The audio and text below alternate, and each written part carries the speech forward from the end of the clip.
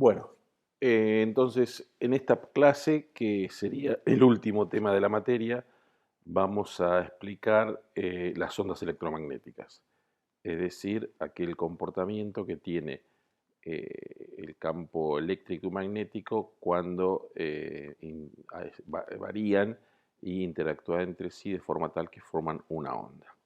Este comportamiento eh, desde un punto de vista teórico, fue llevado a cabo por Maxwell, aquel físico y matemático inglés que logró condensar todo el conocimiento del electromagnetismo en las famosas cuatro ecuaciones.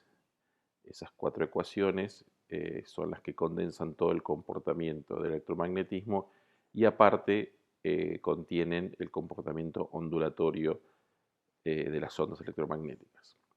Yo voy a hacer un breve repaso de toda esta teoría. Yo supongo que en el electromagnetismo ustedes ya vieron y manejan estas ecuaciones, así que no voy a hacer mucho hincapié en ciertos conocimientos matemáticos como las integrales de línea, las integrales de superficie, el teorema de divergencia, bueno, el teorema de Stokes, todas esas cuestiones del análisis vectorial que implican un conocimiento previo, pero igual cualquier cosa si no lo pueden preguntar, pero tienen que tener todo ese conocimiento. Entonces, bueno, Maxwell lo que hizo fue escribió el electromagnetismo en términos de cuatro ecuaciones. Yo las voy a escribir en forma integral. Esa es la ecuación de Gauss, que básicamente lo que dice que la integral a lo largo de una superficie cerrada es igual a la carga del campo eléctrico, es igual a la carga neta que hay en ese, rodeada por esa superficie, dividido, ahí puse mu, perdón, es epsilon, la permeabilidad eléctrica. Con mu denotamos la permeabilidad magnética, así que esa es la permeabilidad eléctrica. Después la segunda ecuación, que es la que menos nombre tiene, que sería la ecuación del campo magnético, bueno, también la integral sobre una superficie cerrada del campo magnético es cero. O sea que siempre el flujo neto es cero. Y después la ley de Ampère, que dice que la integral de línea a lo largo de una línea cerrada del campo eléctrico es igual a menos la derivada del flujo magnético respecto del tiempo. Esta es una ley también que podemos pensar como que el flujo magnético genera un campo eléctrico, ¿no? Esta ecuación dice que las cargas, tanto positivas como negativas, son fuentes de campo eléctrico. Acá que no hay cargas magnéticas, no existen las cargas magnéticas, y que un campo eléctrico se puede generar también por variaciones de flujo magnético. Y por último, la ley de Ampère-Maxwell, que dice que la integral de línea a lo largo de una línea cerrada, este flujo es a través de una superficie abierta cuyo borde es el circuito por el cual calculamos esta integral de línea, ¿no? Y acá lo mismo, esta integral de línea está relacionada con la superficie en la cual calculamos el flujo eléctrico. En este caso, la ley de Ampère-Maxwell nos dice que esa integral de línea es igual a mu por el flujo, o sea, la corriente de cargas libres más epsilon por la derivada respecto del tiempo del flujo de campo eléctrico. Entonces, acá vemos que el campo magnético tiene dos fuentes. Una fuente son las corrientes, es decir, el movimiento de cargas libres, y otra es el flujo de campo eléctrico. Bueno, para escribirla en forma más simétrica a la ley de Ampère, se puede escribir así con el el vector h, que es b sobre mu. Entonces esta queda en forma escrita más simétrica, porque una cosa importante de destacar de las ecuaciones de Maxwell es que muestra la simetría entre los campos. A pesar que uno entiende que un campo eléctrico y un campo magnético son dos entes esencialmente diferentes, tienen muchas simetrías, es decir, que hay cosas que se pueden ver en forma bastante similar su comportamiento. Y eso pasa con las ondas electromagnéticas. Bueno, entonces recordando también otras definiciones como el vector desplazamiento eléctrico, como epsilon, que es la permeabilidad eléctrica por el campo eléctrico. La permeabilidad eléctrica es una propiedad del material, de los materiales, es decir, que básicamente lo que ahí está condensado en epsilon es cómo se comporta un material cuando es sometido a un campo eléctrico. Es decir, ustedes saben que los materiales están compuestos por cargas positivas y negativas. Entonces, obviamente, cuando se los somete a un campo eléctrico, va a sufrir alguna variación, algún efecto. Bueno, ese efecto está condensado en la permeabilidad eléctrica. Eso típicamente se hace un experimento con un condensador y se le va poniendo diferentes materiales y se puede medir esa cantidad.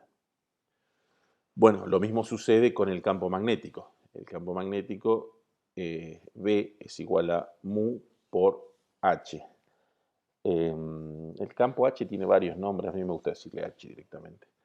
Pero bueno, de vuelta, el mu es la propiedad magnética que resume todos los efectos que ocurren sobre un material cuando es sometido a un campo eléctrico, a un campo magnético.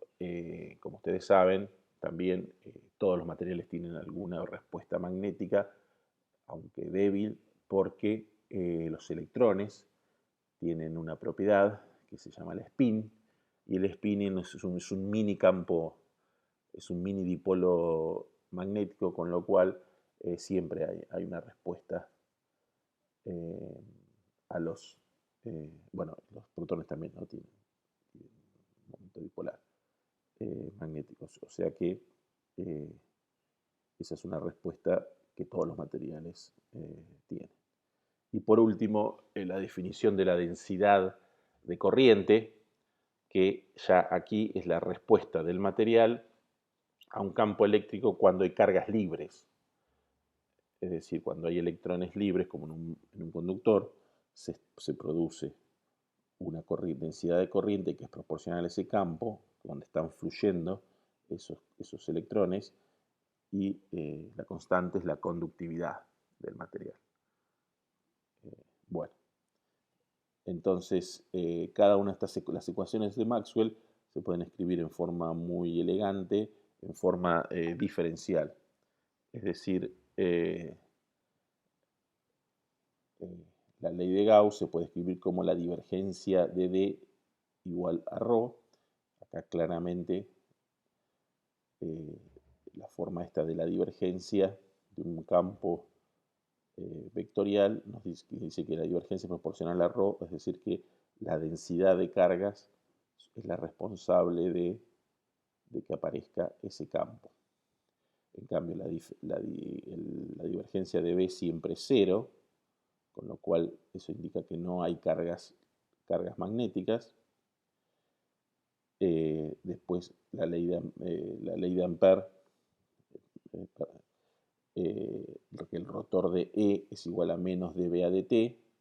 Esta también es una forma de ver que se genera un campo eléctrico debido a variaciones de campo magnético, pero bueno, en vez de ser a través de una divergencia, a través de un rotacional. Esto es un poco más difícil de ver. Y después, por último, tenemos que el rotor de H es igual a J, la densidad de corriente, más de la derivada del vector desplazamiento respecto de T. Entonces tenemos las cuatro ecuaciones escritas en forma diferencial que condensan todo el electromagnetismo. Esta es la forma más breve de hacerlo. Y por último, para completar el electromagnetismo, tenemos que decir que las fuerzas que ocurren sobre una carga son debidas, son proporcionales al campo eléctrico y también proporcional a la carga, pero al producto vectorial de la velocidad de la carga vector por el producto vectorial del campo magnético. Esa es la ley de Lorentz y ahí tenemos el completo el electromagnetismo. Implican que las ondas electromagnéticas satisfacen, que los campos electromagnéticos satisfacen una ecuación de onda. Entonces vamos a ver cómo está contenido la ecuación de onda en las ecuaciones de Maxwell. Primero recordemos una relación que vale para cualquier campo vectorial G. Esta es una relación matemática que dice que el rotor del rotor de un vector G es igual a menos el laplaciano de ese vector más el gradiente de la divergencia de ese mismo vector. Entonces se la aplicamos al campo eléctrico, esa relación, y vamos a ir reemplazando cada uno de los rotores y las divergencias por la ecuación de Maxwell. Entonces, si pasamos esto para allá, nos queda, o bueno, multiplicado todo por menos 1, nos queda menos el rotor del rotor de E. Pero el rotor de E, por la ley de Faraday, la podemos reemplazar como dB a dt. Entonces, esta parte nos queda que la derivada respecto del tiempo de el rotor de B, porque lo que hacemos es intercambiar el signo de derivación y por el tiempo y por las coordenadas entre el rotor y la derivada. Entonces nos queda la derivada respecto de t del rotor de B. Pero B es mu por h. Entonces el rotor de B lo reemplazamos por la ley de Ampère-Maxwell y nos queda la derivada de mu por la derivada del vector de desplazamiento respecto del tiempo más la densidad de corriente de cargas libres. Esto sería la densidad de corriente. Eso nos queda el término este del rotacional. Mientras que, bueno, la divergencia de E la reemplazamos por ρ sobre epsilon. Entonces nos queda, este lado nos queda menos, perdón, ya al menos no lo teníamos, el laplaciano de E menos la divergencia, perdón, el gradiente de ρ. Entonces, juntando todo, nos queda el laplaciano del vector campo eléctrico menos la permeabilidad eléctrica por la permeabilidad magnética por la derivada segunda de respecto del tiempo dos veces. Esto nos queda de este término. Más el gradiente de ρ dividido epsilon más mu por la derivada respecto del tiempo de J, la densidad de cargas libres. Entonces, como ven, esto ya tiene pinta de una ecuación de onda.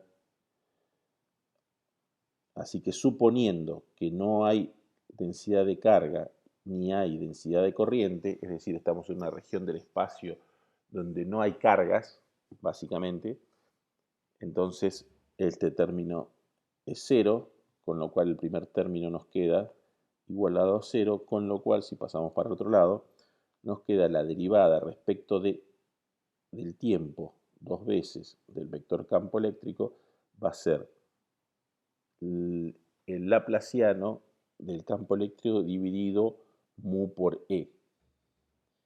Y esto es una ecuación de onda para el vector campo eléctrico.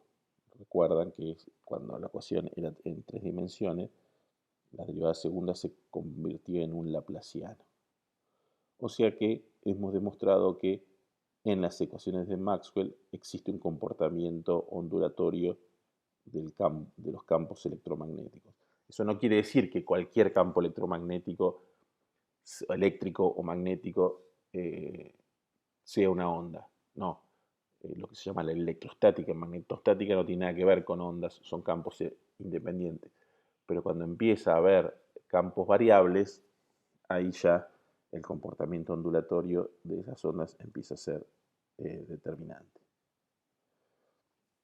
Bueno, y solamente para mirar un poquito esa ecuación de onda, esa ecuación de onda implica el laplaciano de un vector. El laplaciano de un vector, en verdad, son tres laplacianos. Es un laplaciano para cada componente, porque el laplaciano es un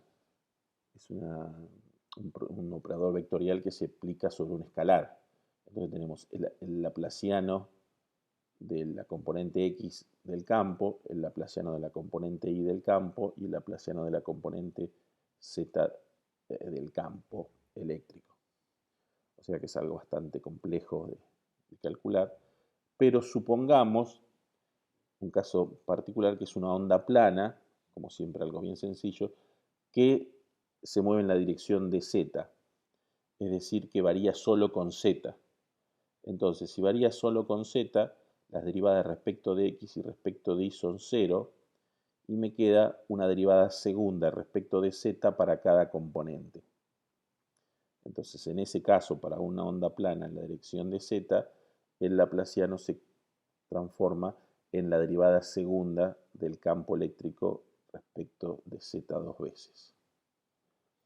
Y entonces ahí tenemos la ecuación para una onda plana. Esta es la ecuación de un campo eléctrico con forma de onda plana, donde la constante C es la constante de proporcionalidad entre ambas derivadas, y me queda en términos de mu y epsilon.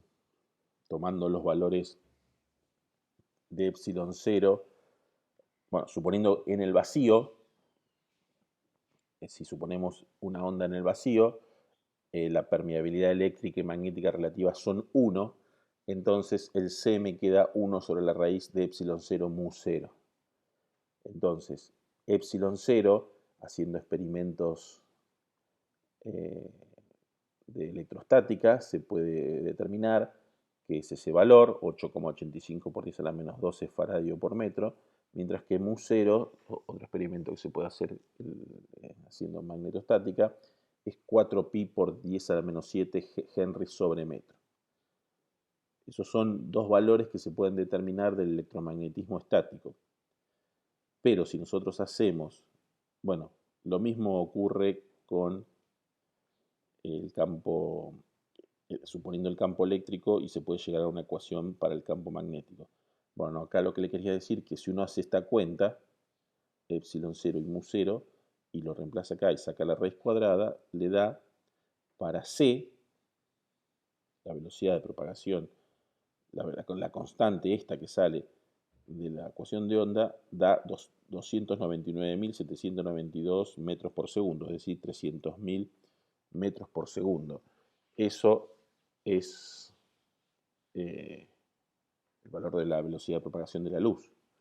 Entonces, aunque no lo hizo Maxwell, digamos, Maxwell no pudo calcular este valor porque no tenía valores exactos de esto, pero sí luego se le atribuye a Maxwell el hecho de sus cálculos y sus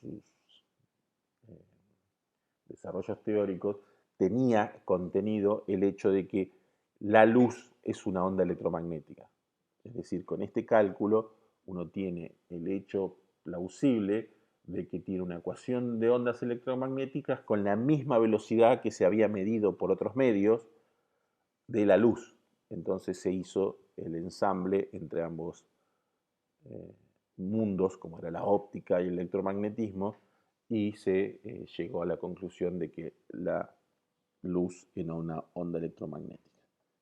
Bueno, y acá se puede hacer lo mismo en forma exactamente igual, partiendo, acá las puse un poco desordenadas, pero partiendo de los mismos supuestos que lo hice para la ecuación del campo, para el campo magnético, para el campo eléctrico se puede llegar a una ecuación para el campo magnético. Esta relación, que casi es una ecuación de onda, no lo es,